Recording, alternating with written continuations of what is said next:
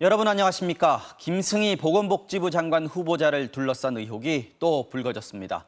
후보자의 장녀가 공공기관의 채용에 혼자 지원하고 혼자 합격한 사실이 MBC 취재 결과 확인됐는데요. 그런데 공공기관 채용에 필수적인 공고문이 없어서 당시 국회의원이던 어머니의 덕을 본 게 아니냐는 의혹이 제기됩니다. 이준범 기자의 단독 보도입니다. 경기도 여주에 있는 한강문화관. 환경부 산하 공공기관인 수자원 환경산업진흥이 운영하는 이곳은 2019년 단기 계약직 직원 1명을 뽑았습니다. 서류와 면접을 거쳐 채용된 사람은 김승희 보건복지부 장관 후보자의 장녀 황모 씨. 서류에서 82점, 면접에서 72점을 받아 최종 합격됐습니다. 그런데 지원자는 단 1명, 당시 국회의원이었던 김 후보자의 장녀 황 씨뿐이었습니다. 김 씨는 여기에서 6개월간 1,200여만 원을 받았습니다. 지리적인 접근성이 나빠 원래 지원자가 적다는 게 해당 기관의 설명입니다. 너무 안 좋기 때문에 평상시에도 지원자가 적어요. 다른 문화관에 비해서. 문제는 당시 채용이 공고된 사실이 확인되지 않고 있다는 겁니다. 공공기관 채용 공고는 기관 홈페이지와 정부 공식 사이트에 반드시 알려야 하는데 없습니다. 2019년 진행된 다른 채용들은 올라와 있지만 황 씨가 응시한 전형만 없습니다. 해당 기관은 사실을 인정하면서도 단기 계약직 채용까지 공지해야 한다는 걸 몰랐고 민간 구직 사이트를 통해 알렸다고 해명했습니다. 하지만 채용 공고를 올렸다는 고용노동부의 워크넷과 민간 구직 사이트에도 관련 게시물은 없습니다. 해당 기관은 업체들의 관련 기록을 요청했지만 시간이 지나 남아있지 않다는 답변을 받았다고 밝혔습니다. 공고와 공시도 하지 않는 것은 비상식적인데요. 김승희 장관 후보자 딸만 혼자 응시했습니다. 그리고 합격했습니다. 이른바 엄마 찬스가 있었던 것은 아닌지 지극히 의심되는 대목입니다. 김 후보자 측은 딸이 구직 사이트에서 보고 지원했으나 어떤 사이트였는지는 기억을 못한다며 해당 채용 과정과 후보자는 무관하다고 밝혔습니다. 수자원 환경산업진흥은 2018년 정부의 공공기관 채용 전수조사에서 채용 공고 없이 회사 고위 인사의 지시로 특정인을 채용했다 적발돼 수사를 받은 적이 있습니다. MBC 뉴스 이준범입니다. 윤석열 대통령이 박순애 교육부 장관 후보자의 과거 음주운전 전력에 대해 말하다가 음주운전도 도덕성 같은 걸 따져봐야 한다고 했습니다. 그 자체로 불법 행위인 음주운전이 상황에 따라 용인될 수도 있다는 뜻으로 해석되면서 파장이 일고 있습니다. 이기주 기자입니다. 오늘도 출근길에 기자들을 만난 윤석열 대통령. 박순애 교육부 장관 후보자의 음주운전 전력에 대한 질문이 나오자 박 후보자를 옹호하기 시작했습니다. 장관, 네, 음주운전 그 자체만 가지고 얘기할 것이 아니고. 그리고 이런 말까지 추가했습니다. 음주운전도 언제 한 거면 여러 가지 상황이라든가 그 가벌성이라든가 도덕성 같은 거를 다 따져봐야 되지 않겠습니까? 음주운전은 그 자체로 불법 행위인데 윤 대통령의 말은 시점이나 도덕성 등을 따져본 뒤 자칫 음주운전이 용인될 수도 있다는 취지로 해석되면서 논란이 불거졌습니다. 박순애 후보자는 지난 2001년 12월 혈중 알코올 농도 0.251%의 인사불성에 가까운 만취 상태로 운전을 하다 적발돼 교육부 장관 후보자로 부적격이라는 야당의 비판을 받고 있습니다. 윤 대통령의 발언이 알려지자 인터넷과 SNS상에선 도덕적인 음주운전을 하면 되는 것이냐, 음주 단속도 상황을 따져보고 하라는 등의 조롱 섞인 비난이 이어지고 있습니다.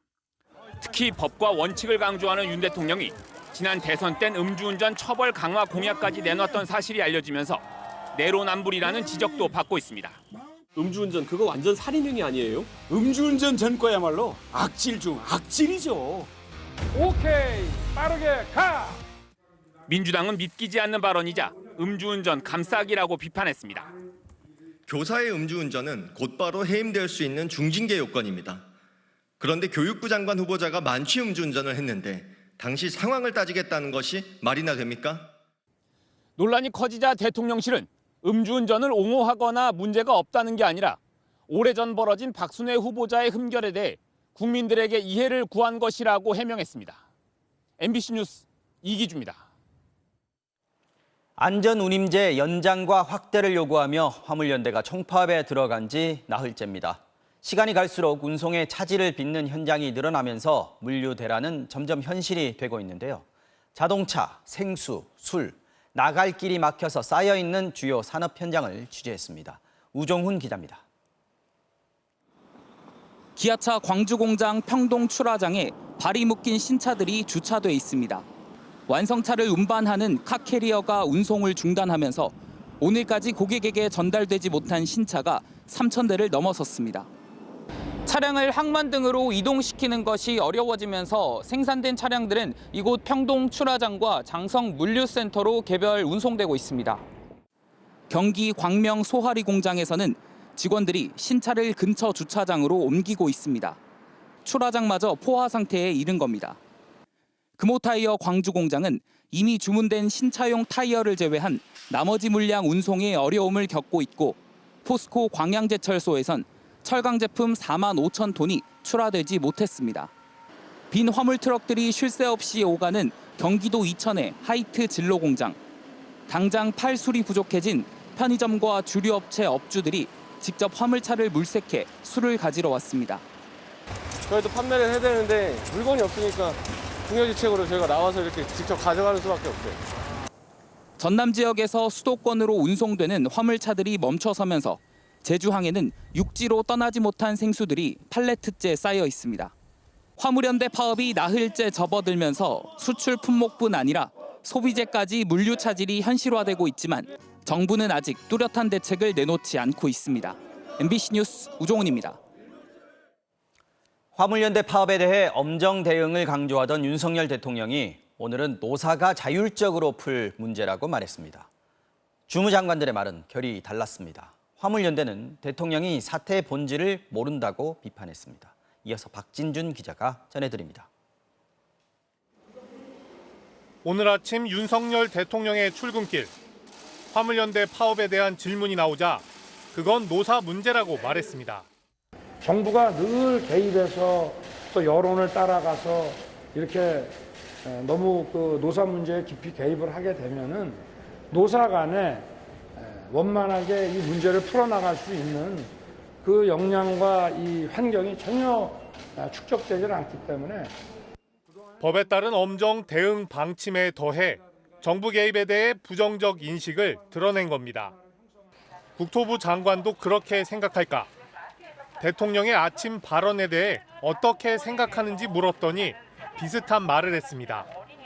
국토교통부가 사용자로서 또는 저희가 운임을 결정하는 당사자가 아니기 때문에 그런 점에서 저희가 교섭 당사자는 아닙니다.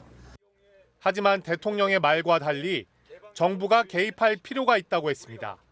지입제라든지 또 중간에 있는 운송회사 이런 당사자들이 많이 얽혀 있기 때문에 우리 국토교통부도 정책 당국으로서 여기에 대해서 할 부분이 있습니다. 고용노동부 장관도 안전운임제 일몰제 폐지 등 정책적 사항이 주된 쟁점이어서 통상적 노사관계와 다르다고 말했습니다. 장관들은 정책적 해결이 필요하다고 하는데 대통령은 노사 문제라고 한 상황. 화물연대는 황당하다고 비판했습니다. 정부는 아직도 사태의 본질을 모르는 것 같고요. 그렇다면 우리가 각각의 기업들과 만나서 법을 직접 만들라는 말인지 황당하고 어이없습니다. 대통령이 정부 개입에 부정적 인식을 드러낸 오늘, 정작 국토부와 화물연대는 파업 이후 첫 번째 교섭을 진행했습니다. 양측은 서로의 입장을 확인하고 내일 다시 만나기로 했습니다. MBC 뉴스 박진준입니다. 윤 대통령의 인식처럼 화물연대 파업이 과연 노사에 맡겨둘 문제일까요? 과로와 과속으로 인한 교통사고는 물론이고 반복되는 물류 대란으로 치러야 하는 사회적 비용이 만만치 않습니다. 바로 이런 문제 해결하는 게 정부고 정치 아닐까요? 배주환 기자입니다. 지난 3년간 고속도로 교통사고 사망자는 582명. 이 가운데 절반이 넘는 302명은 화물차가 가해 차량이었습니다. 5건 중 4건은 졸음과 주시 태만 때문에 일어났습니다. 특히 장시간, 장거리를 뛰는 사업용 대형 화물차들이 문제입니다. 졸음이 제일 무서워요. 조금이라도 기사 입장에서는 뭔가를 아껴야 되는 입장인 거고. 그래서 시범 도입된 안전운임제. 효과는 어땠을까? 국토부가 한국교통연구원에 맡긴 연구 결과 컨테이너 운전자의 일주일 노동시간은 4시간, 시멘트 운반차 운전자의 일주일 노동시간은 7시간 줄어들었습니다. 줄었다고는 하지만 여전히 주 69시간, 주 83시간으로 초장시간 노동입니다. 대형 컨테이너 화물차 등의 교통사고 역시 2018년 18%, 2019년 19% 증가했지만 안전운임제가 실시된 2020년 처음으로 2.3% 감소했습니다. 하지만 보고서는 제도 시행 기간이 짧아 교통안전 개선 효과 확인에 한계가 있다고 덧붙였습니다. 기업들은 이 마지막 대목을 강조합니다. 근로시간이 줄고 이런 부분은 맞는데 교통사고라든가 이런 부분은 한계가 있다. 이렇게 사실 결론이 납니다. 화물연대는 기업들이 보고서를 왜곡한다고 반박했습니다. 도로의 안전을 보장할 수 있다라는 제도 도입 취지가 수많은 연구 결과를 바탕으로 증명이 되고 있음에도 불구하고 의도적으로 데이터를 왜곡하거나 정작 이 보고서를 바탕으로 해법을 내놔야 할 국토부와 국회는 손을 놓고 있습니다. 지난 20년간 화물연대 파업과 물류 대란으로 인한 사회적 비용은 10조 원으로 추산됩니다. 과로로 인한 교통사고, 과적으로 인한 도로 파손 등 직간접 비용도 만만치 않습니다. 여기는 주보고 저기는 주보고 뭐 계속 흘러가면 어떻게 돼요? 마비가 되는 게 큰일 난다고요. 화물연대 파업이 단순한 노사 관계가 아니라 정치가 책임지고 사회적 합의를 끌어내야 할 숙제라는 뜻입니다. MBC 뉴스 배주환입니다.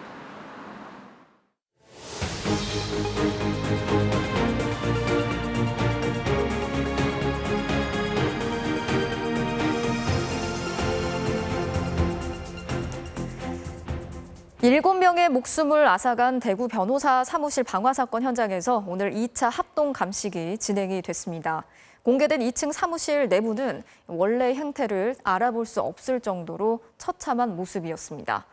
경찰은 용의자가 2층 복도에 휘발유를 뿌리고 불을 질러서 불길이 순식간에 번진 것으로 보고 있습니다. 먼저 손은민 기자가 전해드리겠습니다. 어제 불이 난 변호사 사무실 건물. 1층 계단부터 시커먼 채로 뒤덮였습니다. 유리창은 산산조각 났습니다. 7명이 숨진 사무실이 있는 2층 복도. 다닥다닥 붙어있던 사무실들은 골조와 문고리만 남았고 복도 천장과 바닥도 녹아내렸습니다. 불이 시작된 203호 사무실뿐만 아니라 복도에서도 휘발유 성분이 검출됐습니다. 오늘 낮에 진행된 2차 현장 감식에서는 휘발유 성분이 남아있던 유리 용기와 수건도 발견됐는데 경찰은 방화 용의자가 2층에 들어서자마자 휘발유를 뿌리기 시작한 걸로 보고 있습니다. 복도에도 유저 휘발유 성분이 발견됐어요. 2층이 그렇게 빨리 확 났다는 게 복도 쪽에 안쪽에 복도에 그랬는 걸로 추정됩니다. 범행 장소에서 900m가량 떨어진 용의자의 주거지에서도 휘발유가 든 통이 발견됐습니다. 경찰은 용의자가 휘발유를 언제, 어디서, 얼마나 구입했는지 조사하고 있습니다. 현장에서는 칼날 길이가 11cm 정도인 흉기도 나왔습니다. 숨진 변호사와 사무장의 몸에 날카로운 흉기로 찔린 상처가 있었는데 경찰은 이 흉기가 범행에 사용됐는지 조사하고 있습니다. 경찰은 정확한 사인을 밝히기 위해 용의자를 포함해 사망자 7명 전원에 대한 부검을 진행했습니다. MBC 뉴스 손은민입니다.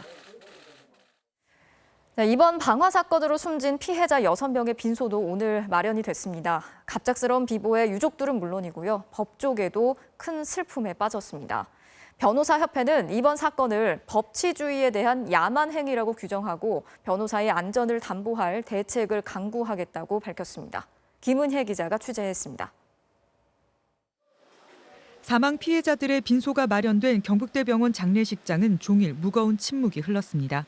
사촌 형제 사이로 함께 일했던 김모 변호사와 사무장의 빈소는 바로 옆에 나란히 자리 잡았습니다. 현직 변호사인 오빠의 권유로 법조계 일을 시작한 사무실 막내 30대 대리도 하루아침에 가족 곁을 떠났습니다. 피해자 모두 한 사무실에서 근무한 변호사와 직원들, 유족들은 슬픔을 감추지 못했습니다. 갑작스럽고 어제까지 며칠 전까지 통화하고 그랬다가 이렇게 건강하게 이렇게 될 줄은 진짜 모르고 참 두렵습니다. 비보를 접한 유족과 지인들은 물론 각계에서도 빈소를 찾아 희생자들을 추모했습니다. 뭐라고 말씀을 드릴 수가 없을 정도로 저도 어제 충격을 받았는데. 특히 법조계는 재판 과정에서 벌어지는 크고 작은 폭언과 협박이 실제 위해로 이어졌다며 큰 충격을 받았습니다. 대한변협은 변호사들의 안전 대책을 논의할 특별위원회 구성 방침을 밝혔습니다. 변호사는 자신의 직무를 성실하게 수행하는 과정에서 있었던 일 때문에 원한을 산다거나 공격을 하는 일은 반드시 지양되어야겠습니다. 대구지방변호사회는 피해자들의 장례를 대구지방변호사회 장으로 치르기로 하고 개별 빈소와 별도로 합동 분향소를 마련해 조문을 받고 있습니다. MBC 뉴스 김은혜입니다. 자, 국민의힘 내부에서 친윤석열계 의원들의 모임이 다음 주에 발족을 예고하면서 또 다른 당내 논란이 일고 있습니다. 윤석열 대통령의 핵심 측근이죠. 이른바 윤핵관인 장제원 의원이 추진하는 민들레라는 모임인데요.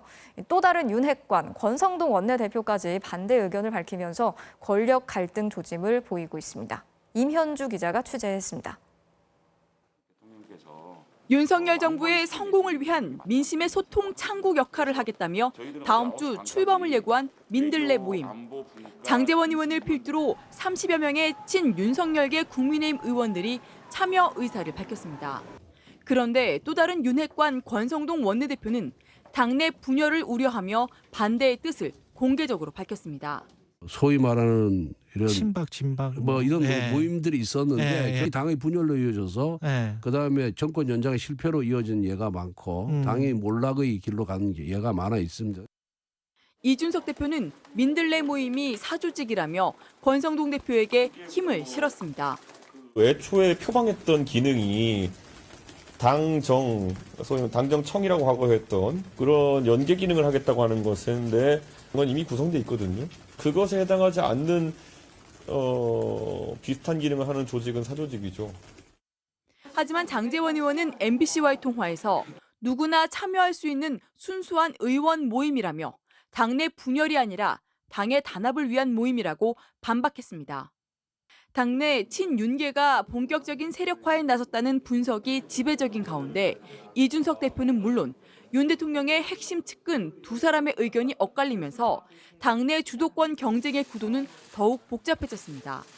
윤 대통령은 일단 지켜보겠다는 입장만 밝혔고 갈등이 있습니까? 정치라는 게 늘 뭐 그런 거 아니겠어요? 그리고 대통령은 국가의 대통령이지 무슨 당의 수장도 아니고. 당 지도부와의 오찬에서도 당내 갈등이나 민들레 모임 등에 대한 논의는 없었던 걸로 전해졌습니다. 이런 가운데 정진석 의원은 이준석 대표가 자신에 대해 추태란 표현까지 쓰며 비난한 데 대해 웃을 뿐 대답하지 않는다는 뜻의 소위 부답 액자 사진을 SNS에 올렸습니다. 이 대표는 대답하지 않겠다고 글을 올리는 게 소위 부답이냐고 맞받아치는 등 갈등이 계속되고 있습니다. MBC 뉴스 임현주입니다. 윤석열 대통령의 첫 해외 순방 일정이 이달 말에 열리는 나토 정상회의로 결정이 됐습니다. 여기에 일본 총리도 참석을 할 예정이어서 2년 반 만에 한일 정상회담이 열릴지 관심이 모아지고 있습니다. 이정은 기자가 전해드리겠습니다. 이번 달 29일과 30일 이틀간 스페인 마드리드에서 열리는 나토 정상회의에 윤석열 대통령이 참석하기로 했습니다. 한국은 나토 회원국이 아니지만 일본, 뉴질랜드, 우크라이나 등과 함께 초청받았습니다. 이때 기시다 후미오 일본 총리와 한일 정상회담을 할지가 관심사입니다.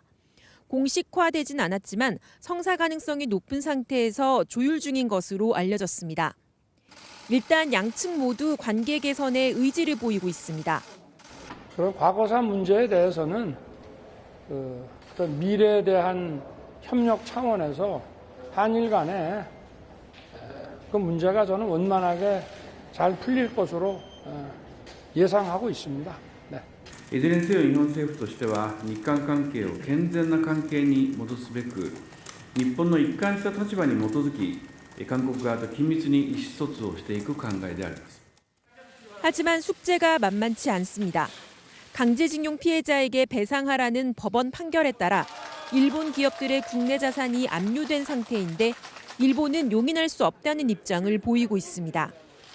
2015년 한일 위안부 합의가 진정한 해결이 될 수 없다며 문재인 정부가 화해치유재단을 해산한 걸 두고도 일본은 한국이 합의를 파기했다고 주장하고 있습니다.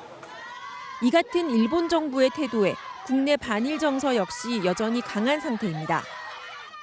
이번 회담이 성사되면 한일 정상은 2년 반 만에 만나게 됩니다. 두 나라 간의 입장 차이가 있는 만큼 한 번의 회담에 관계 개선을 이뤄내기는 만만치 않아 보입니다. MBC 뉴스 이정은입니다. 대통령실 바로 앞까지 이어진 용산공원 땅의 일부가 오늘 시범적으로 개방이 됐습니다. 정부는 이 땅에 오염물질도 없고 위해성도 없다고 밝혔지만 환경부의 조사 결과는 달랐습니다. 시범 개방된 땅에서만 모두 4차례 기름 유출 사고가 있었던 것으로 드러났습니다. 이 소식은 김아영 기자가 취재했습니다. 오늘 시범 개방된 산책로는 직선 거리로 1.1km. 신용산역에서 시작해 주한미군 장군 숙소와 대통령실 남쪽 구역을 지나 국립중앙박물관 북쪽까지 이어지는 길입니다. 토양 오염이 심각한데도 무리해서 개방을 서둘렀다는 비판에 대해 국토부 장관은 이렇게 말했습니다.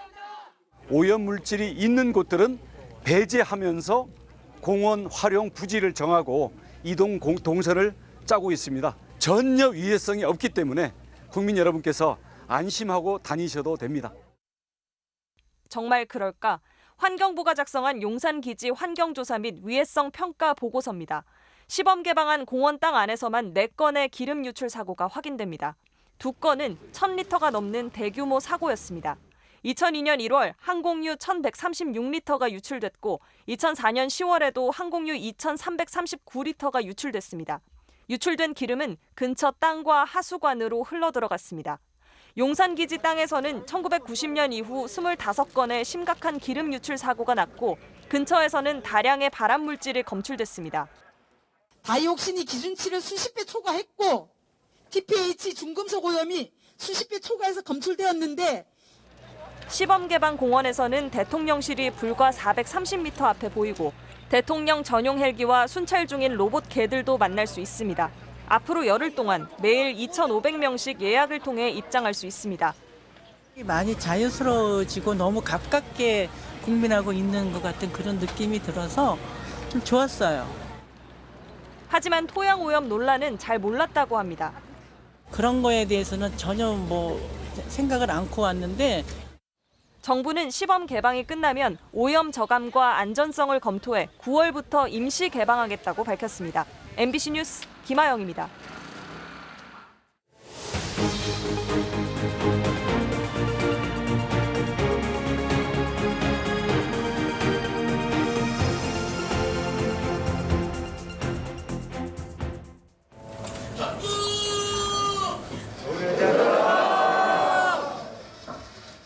매주 일요일마다 흥겹게 프로그램 시작을 알렸던 국민 MC 송혜의 멘트가 오늘 연결식에선 남은 이들이 부르는 마지막 슬픈 송가가 됐습니다. 온 국민에게 웃음과 위로를 선사했던 그는 95년의 삶을 뒤로하고 먼저 보낸 아내 곁에 안치됐습니다. 그 마지막 길을 조국현 기자가 취재했습니다. 우리나라는 동해, 서해, 남해 그리고 송해가 있습니다. 그의 바다에서 웃으며 헤엄쳤던 사람들이 마지막을 배웅하기 위해 이른 새벽부터 모여들었습니다.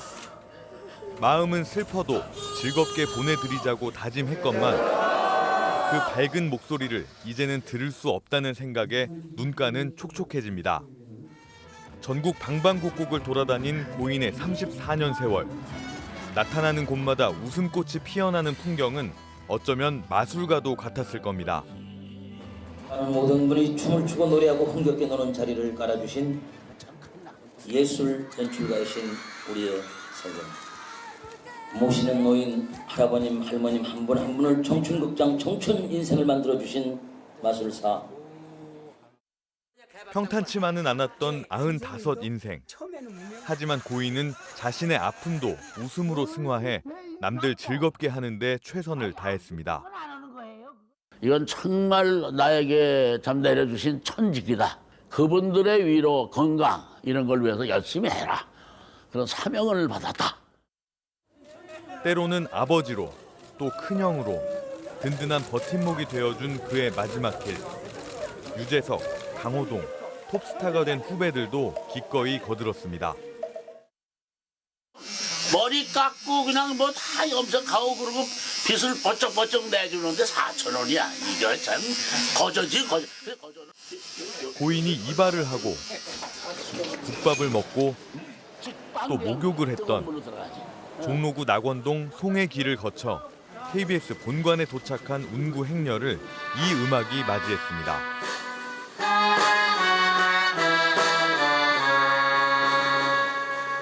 전국 노래자랑을 함께 해온 신재동 악단의 마지막 연주를 뒤로 하고 생전 제2의 고향으로 여겼던 대구 달성군 송해공원에 도달한 고인은 큰 웃음 남겨둔 채 먼저 보낸 아내 곁에 안치됐습니다. MBC 뉴스 조국현입니다. 국정원이 정재계 등 주요 인사들의 정보를 모은 조난 자료, 이른바 X파일을 만들어 보관하고 있다고 박지원 전 국정원장이 밝혔습니다. 지난해 이명박 정부 당시 사찰 문건이 공개돼 파장이 일었는데 박근혜 정부 때까지 이런 자료가 만들어졌고 폐기되지 않았다는 겁니다. 김재경 기자의 보도입니다. 지난해 초 공개됐던 이명박 정부 국정원의 노무현 전 대통령 가족 사찰 문건. 사무실 임대료와 가족 행사 등 일상적 정보 하나하나까지 나와 있습니다. 박지원 전 국정원장은 이런 조난 자료, 이른바 X파일을 박근혜 정부 시기 국정원까지 만들어 모두 60년치가 남아있다고 말했습니다. 60년간 있는 것이 메인 서버에 또는 일부 기록으로 남아 있습니다. 언론인, 정치인, 기업인. 박 전 국정원장은 소위 증권가 정보지에 불과한 내용들이라며 신빙성은 일축했지만 정재계와 언론계, 유명 인사들의 비위 의혹과 사생활 정보 등이 담겼다고 설명했습니다. 예를 들면 정치인은 어떤 기업에서 어떻게 돈을 받았다 하더라. 무슨 어떤 연예인하고 썸띵이 있다. 이런 것들이 그러면서 국회의원들에게 관련 사실을 보고했을 때의 일화도 덧붙였습니다.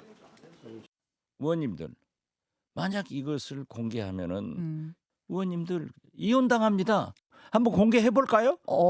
하지 말라고.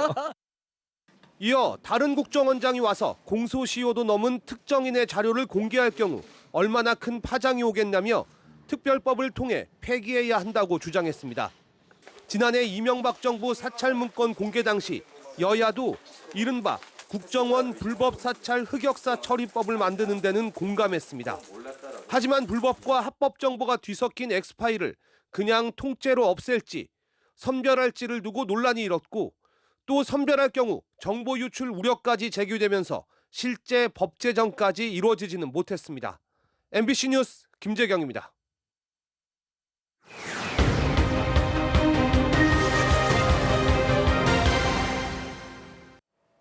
공항철도 회사 건물을 관리하는 하청업체 직원들이 공항철도 사장의 사택에 가서 잡초를 뽑는 등 집수리를 하고 있다는 제보가 들어왔습니다.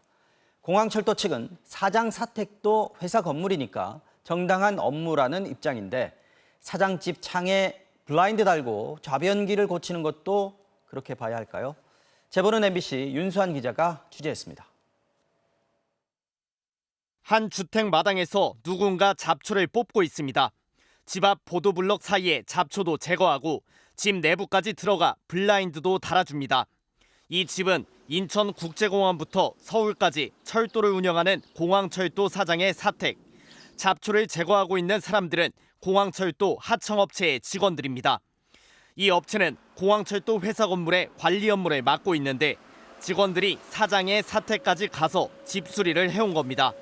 취재진이 입수한 하청업체의 작업 일지를 보면 작년 4월 하청 노동자 3명이 사택의 싱크대를 고쳤습니다.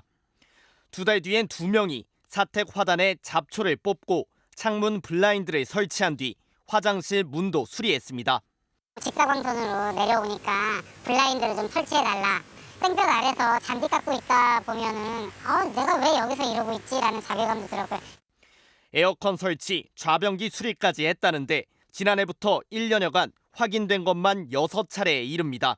개인 공간을 저희가 그렇게 관리를 하는 것은 일종의 갑질이라고 생각합니다. 공항철도 측의 해명을 들어봤습니다. 사장의 사택은 회사가 운영하고 있는 사옥의 일부라며 계약에 따른 관리이며 부당 지시는 없었다고 밝혔습니다. 사장의 집을 수리하는 게 계약상 총무성 지원 업무나 기타 필요하다고 인정해 요청하는 시설 관리에 해당한다는 겁니다.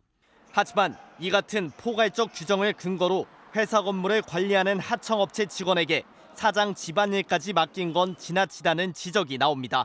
해야 될 일을 아주 구체적으로 명시해야 갑질을 예방할 수 있는데 포괄적으로 계약을 맺게 되면 사적인 일까지. 공항철도 사장은 이우삼 전 더불어민주당 의원. 충청북도 지역에서 정치활동을 해온 인물로 지난 총선에서 낙선한 뒤 1년 만에 사장으로 임명됐습니다. 이 사장은 취재진에게 회사의 입장 외에 더 드릴 말이 없다고 문자 메시지를 보내왔습니다. MBC 뉴스 윤수환입니다. 한동훈 법무부 장관이 전 정권의 검찰개혁 조치들을 되돌리는 검찰의 조직 개편을 추진하고 있습니다.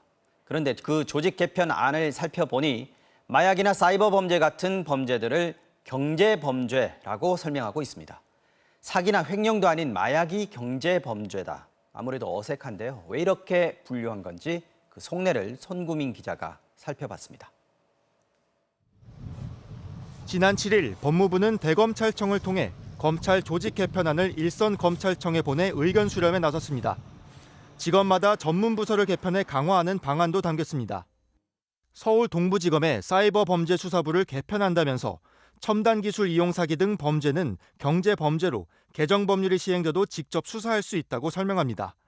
마찬가지로 조세 범죄, 식품의약품 범죄 중 리베이트, 강력 범죄 중 마약 수출입까지 하나하나 경제 범죄로 계속 수사 가능하다고 해놨습니다. 직접 수사권의 범위를 넓히려고 할 겁니다. 외부적인 통제가 가능한지 제대로 구상을 하면서 수사권의 문제가 다루어져야 되는데 오는 9월 개정 형사소송법과 검찰청법이 시행되면 검찰이 직접 수사할 수 있는 범죄는 크게 줄어듭니다. 당초 6대 범죄에서 부패와 경제 두 분야만 남게 되는데 돈이 오가는 범죄들을 경제 범죄에 넣어 직접 수사하려는 여지를 만들어둔 겁니다.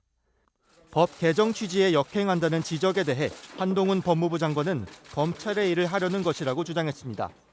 검찰은 검찰의 일을 제대로 하게 하는 것이 저는 입법 취지라고 생각합니다. 대통령령이나 법무부령을 이 행정부의 규정을 만드는 것은 법무부 장관의 임무입니다. 법무부의 검찰 조직 개편안에는 이 밖에도 지난 정부가 설치해놓은 검찰 견제 장치를 하나하나 풀어주는 방안들이 담겼습니다.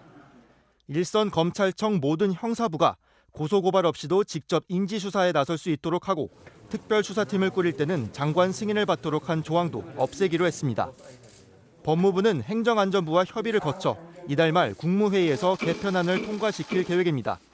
MBC 뉴스 손구민입니다. 어제 우크라이나 수도 키이우에 들어갔던 MBC 취재진이 오늘은 인근 도시 부차와 이르핀을 다녀왔습니다. 러시아군이 점령해서 민간인 학살을 자행했던 곳들입니다. 현지 연결합니다. 자, 조명한 특파원, 지금 있는 곳이 이르핀시죠. 뒤에 보이는 건물이 절반 정도 무너져 있는데 저게 아파트 단지 같은데요. 네, 맞습니다. 이 도시는 러시아군을 상대로 시가전이 벌어졌던 곳입니다. 뒤로 보이시는 것처럼 건물이 무너지고 불에 타 검게 그을렸는데 민간인 피해 상황을 보여주는 한 사례에 불과합니다. 오늘은 저희가 이르핀과 부차를 방문해 어떤 전쟁에 참혹한 현장들이 벌어졌는지 먼저 리포트로 전해드리겠습니다. 이르핀은 수도 키이우시에서 30km가량 떨어져 있습니다. 전쟁 직후 한 달간 러시아군에 점령됐던 곳입니다. 도시 초입부터 전투의 흔적이 선명합니다.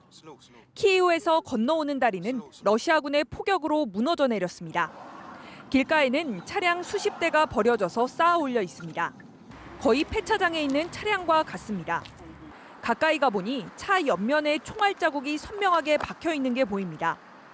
크고 작은 자국이 수백 발이 넘습니다. 이 차 안에 타고 있던 사람들은 생존하기 어려웠을 것으로 보입니다. 장갑차가 밟고 지나간 흔적도 보입니다.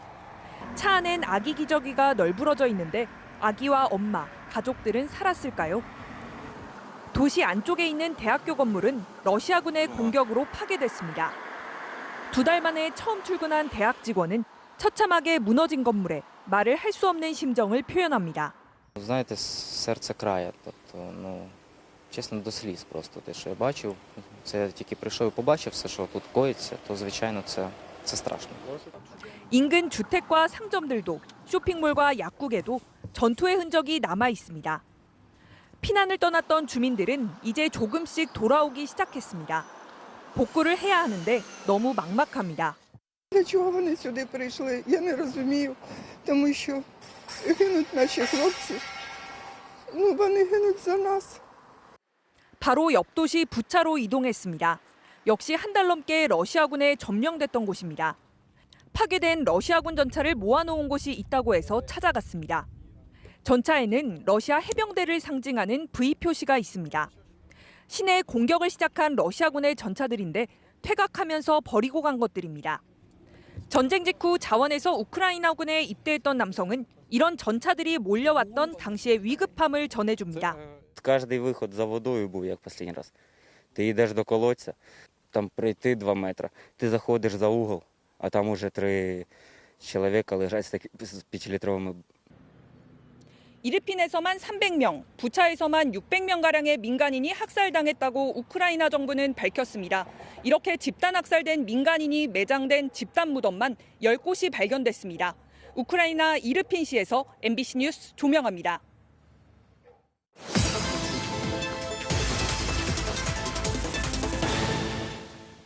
바로간다 사회팀 김민영 기자입니다. 지금 막 부산역에 도착했는데요. 부산의 한 성형외과에서 코성형 수술을 받은 환자가 제보를 해왔습니다. 갈비뼈 연골을 코에 이식하는 성형 수술을 받았는데 이후 연골이 코 속을 뚫고 나오면서 문제가 심각해졌다는 겁니다. 하지만 병원은 수습에 소극적이고 피해자가 인터넷에 글을 올리자 명예훼손이라며 고소를 하기도 했다는데요. 어떻게 된 건지 바로 가보겠습니다. 부산에 사는 헬스 트레이너인 30대 이모 씨. 지난해 말 코 성형 수술을 한 뒤 한쪽 콧구멍이 거의 막혀버린 데다 코 안에서 고름에 악취까지 나고 있습니다. 준비해왔던 보디빌딩 대회도 포기했고 일상적인 일조차 어려워졌습니다. 코로 호흡이 안 되고 이 훈련 강도를 낼 수가 없는 거죠. 안에서 그게 고여있다가 나는 악취. 이 혹시나 내가 호흡하다가 좀 그런 냄새가 나면 어떡하지? 이런 위축감. 이 씨가 받은 수술은 갈비뼈 연골을 이용해 코끝을 단단히 세우는 수술이었습니다.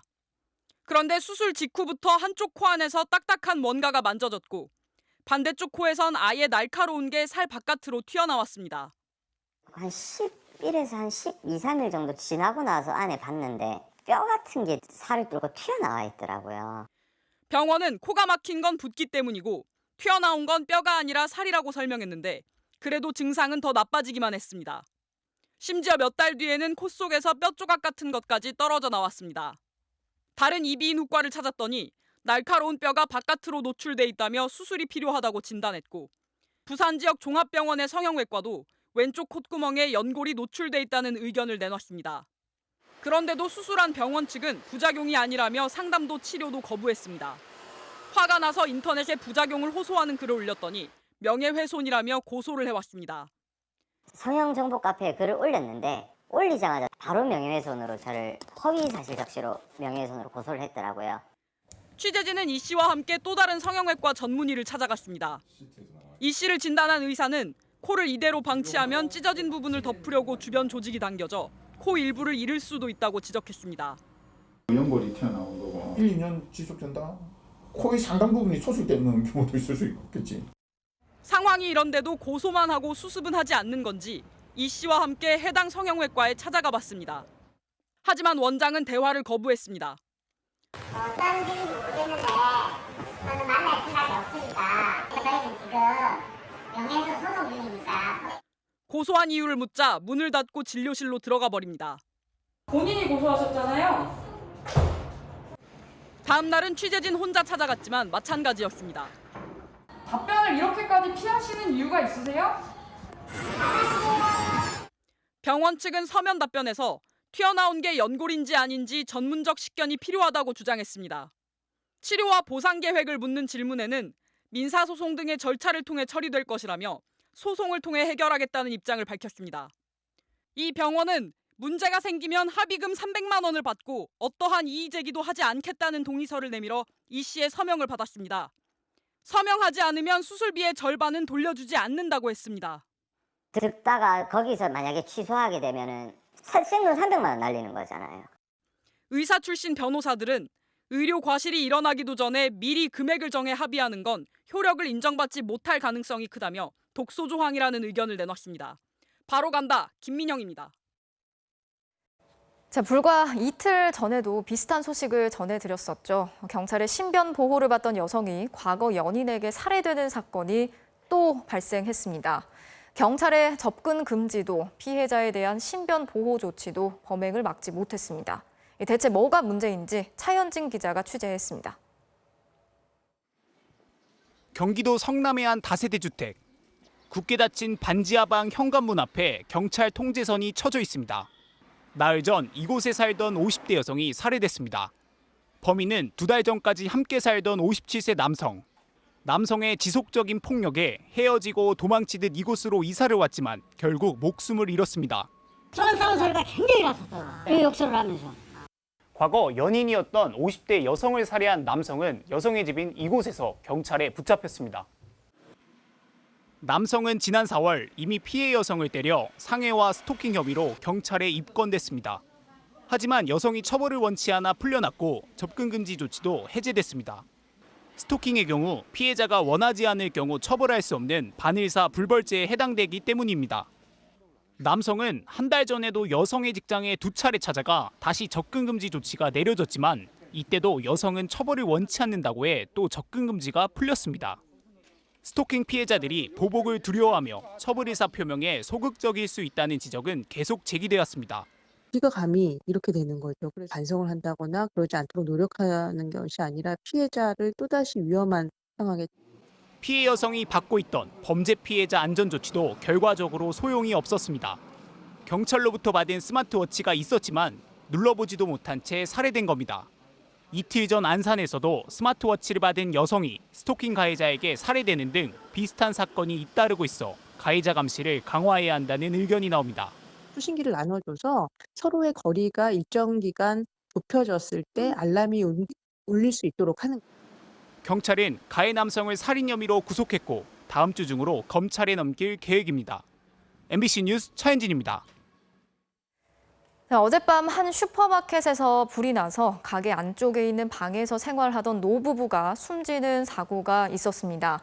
아내는 치매를 앓고 있었고요. 남편도 거동이 불편했는데 화재 경보기 같은 소방시설이 설치돼 있지 않았습니다. 이승현 기자가 취재했습니다. 주택가 골목길에 있는 슈퍼마켓에서 희뿌연 연기가 새어나옵니다. 소방관들이 진화호스를 들고 건물 안팎을 분주히 오갑니다. 2층짜리 다가구 주택에서 난 불은 15분 만에 1층 내부를 다 태웠습니다. 불이 난 주택 앞입니다. 보시는 것처럼 현관 안쪽으로는 유리창 파편이 흐트러져 있고 내부는 모두 검게 그을렸습니다. 소방대원들이 가게 안쪽에 있는 방을 수색해 쓰러진 노부부를 발견했지만 70대 남편은 이미 숨진 뒤였고 80대 아내는 병원으로 옮겨진 뒤 오늘 새벽 숨졌습니다. 남편은 다리가 불편해 평소 누워 지내는 시간이 많았고 아내 역시 치매를 앓고 있던 것으로 알려졌습니다. 부부가 30년째 운영하던 슈퍼마켓도 올해 초부터는 영업을 거의 하지 않았습니다. 정신이 없으니까 이제 뭐 가게를 보는데 이제 돈 쩐들 여기다 차고 이렇게 장사하는데.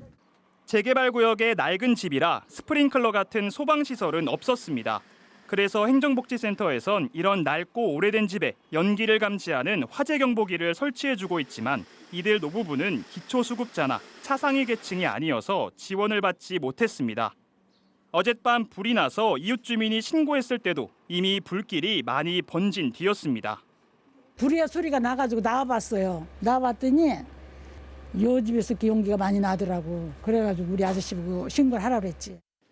경찰과 소방당국은 합동감식을 통해 정확한 화재 경위를 조사하고 있습니다. MBC 뉴스 이승현입니다. 자, 이제는 단종이 돼서 많이 사라졌지만 한때 자영업자의 발이라고 불리던 차가 있습니다. 다마스라는 소형 승합차인데요. 그런데 12년 된 다마스를 타는 한 운전자가 경찰로부터 황당한 통보를 받았습니다. 대낮 도심에서 계기판에도 없는 시속 152km로 달렸다면서 경찰 조사를 받으라는 거였습니다. 어찌된 일인지 강서영 기자가 전해드리겠습니다. 차량 부품 배달업을 하는 조승욱 씨는 지난달 황당한 통보를 받았습니다. 초과속 혐의가 있으니 경찰 조사를 받으러 오라는 것이었습니다.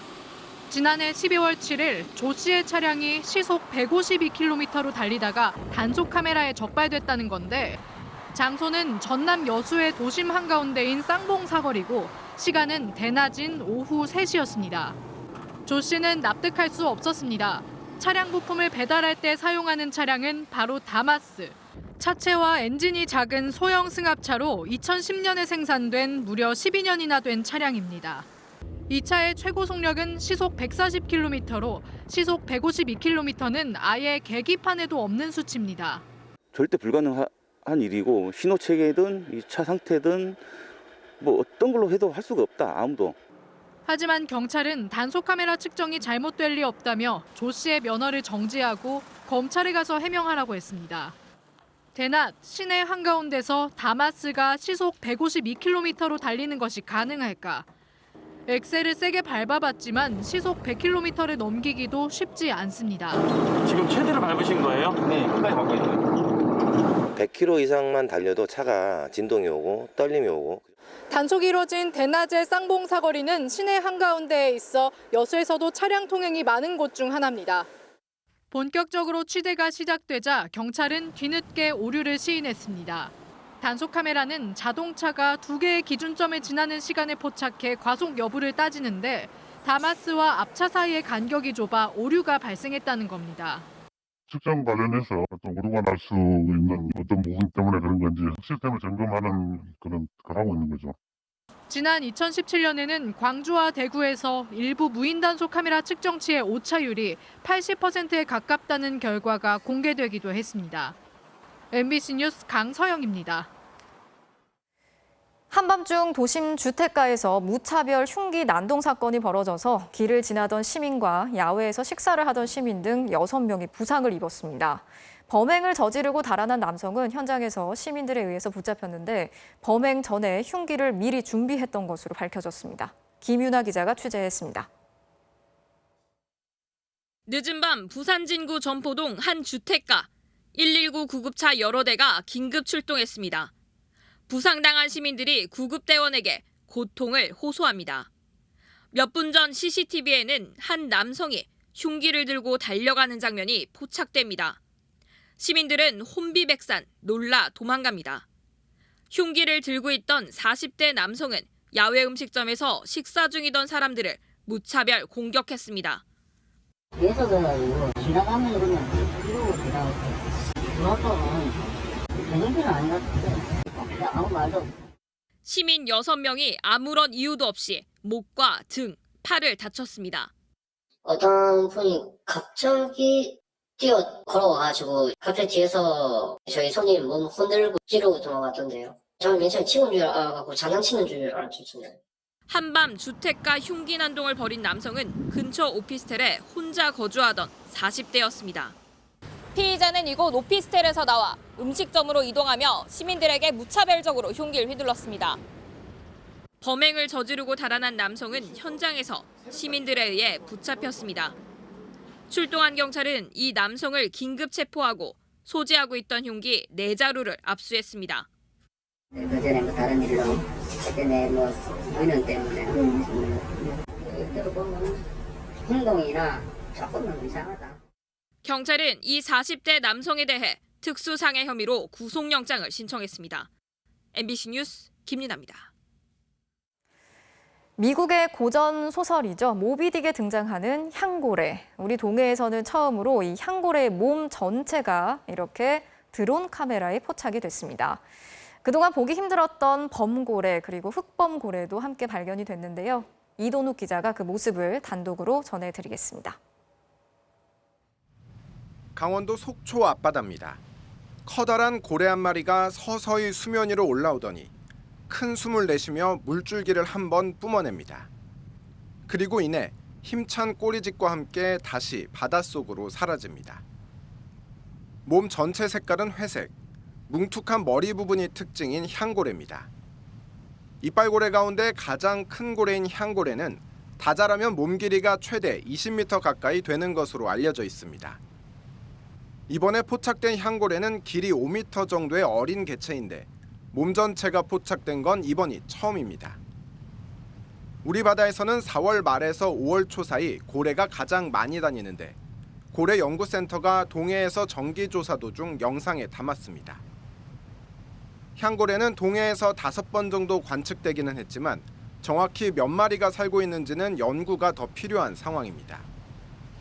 이번 조사에서는 바다의 최고 포식자로 알려진 범고래와 함께 200여 마리로 추정되는 흑범고래 떼도 새롭게 발견됐습니다.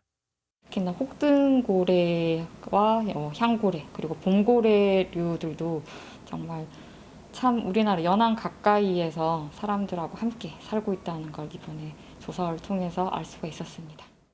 우리 바다에서 기존에 발견되던 각종 돌고래와 밍크고래, 혹등고래에 이어 갈수록 다양한 고래들이 새롭게 확인되면서 고래 개체수도 점차 증가하고 있는 것으로 추정됩니다. MBC 뉴스 이도욱입니다. 원자재 값의 급등으로 수출보다 수입액이 큰 폭으로 증가하면서 지난 4월 경상수지가 24개월 만에 적자로 돌아섰습니다. 같은 달 통합재정수지도 적자로 나타날 경우에 외환 위기 이후 처음으로 경상수지와 재정수지가 모두 적자를 기록하는 쌍둥이 적자가 우려되는 상황입니다. 프로농구 가스공사가 현금 트레이드로 국가대표 가드 이대성을 전격 영입했습니다. 자유로운 영혼 이대성 선수와 적극적인 플레이를 선호하는 유도훈 감독, 올 시즌 어떤 결과를 만들어낼까요? 박재영 기자입니다. 공격적인 플레이와 적극적인 의견 개진, 이대성은 늘 화제의 중심에 있었습니다. 모비스 시절엔 자유롭게 뛸 수 있게 해달라며 유재학 감독과 자유투 내기까지 할 정도였고, 제가 자유투 대결해서 이기면 감독님이 약간 자유이용권 하나 주셨어요. 오리온에선 입담꾼 강을준 감독과 이른바 티키타카를 주고받았습니다. 안 보였어? 안 보였어. 렌저 껴, 그러면은. 그걸 안 보고 렌저 껴야지. 지난 시즌 국내 선수 득점 1위 이대성이 현금 6억 원에 트레이드된 것도 이례적이지만 외국인 선수 의존도가 높은 국내 선수들에게 공격적인 플레이를 요구하는 명언을 남겼던 승부사 유도훈 감독과의 호흡도 관심사입니다. 떡 사세요. 애들만 열만 찾을 거야? 떡 사세요. 이거는 본 적이 없습니다. 계속 놔두라고 그 영상 조회수가 높더라고요. 그래서 유 감독은 특히 책임감을 강조했습니다. 리더로서 여러 가지 상황들이 어떻게 중요한지를 좀 한번 같이 고민하고 해보자고 했고, 제가 다른 이미지로 포장을 해주고 싶다. 필리핀의 미래로 불리는 가드 벨란겔까지 영입하면서 첫 우승을 노리고 있는 가스공사. 이대성도 모든 걸 쏟아붓겠다고 다짐했습니다. 저의 경험 그리고 저의 에너지, 주장 바위 형이나 홀근이 또 새롭게 시작하는 모든 선수들과 함께 좋은 에너지 코트에 다 전달될 수 있게끔. MBC 뉴스 박재욱입니다. 프로야구 두산 정수빈 선수의 환상적인 다이빙 캐치입니다. 제대로 몸을 던졌네요. 금요일 밤 스포츠는 있었습니다.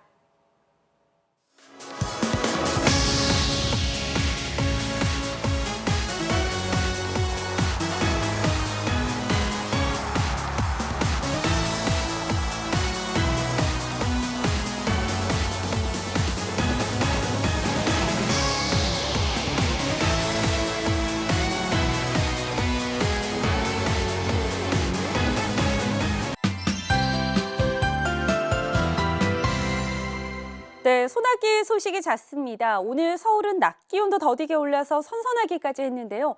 주말인 내일도 우산을 챙겨주셔야겠습니다. 대기 불안정이 심해지면서 오늘보다 더 많은 지역에서 소나기가 내리겠습니다.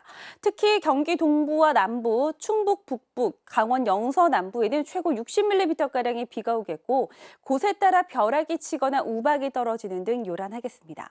한편 제주도도 오늘 밤부터 내일 새벽까지 최고 20mm의 비가 오다가 그치겠습니다. 내일 서울의 낮 기온은 31도까지 올라서 서쪽 지방은 30도 안팎을 보이겠는데요.